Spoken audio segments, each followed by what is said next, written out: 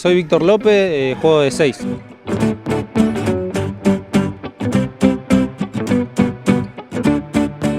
Yo creo que el mejor partido que tuvimos fue el de Argentino Rosario, porque fuimos a una cancha difícil, nos encontramos con un gol en contra en el comienzo del partido y así todo pudimos poder sacarlo adelante y lo dimos vuelta ganándolo allá y bueno, trajimos un buen triunfo.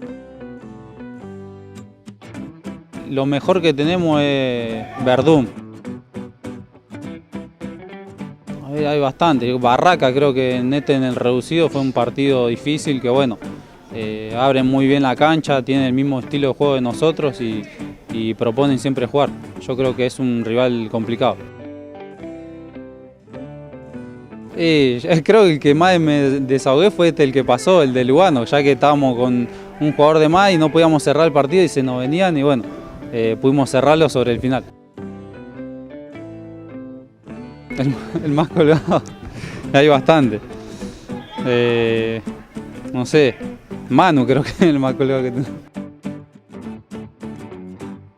Y estoy yo, el primero, y Jorge por ahí también. Sí. Sí. Los dos centrales somos un Tienen que ser serios. Sí, o por lo menos demostrar eso, ¿no? Mancilla, Luca Mancilla. ¿Jugador o tengo? Porque tenemos a Brunetti que se calienta de cualquiera.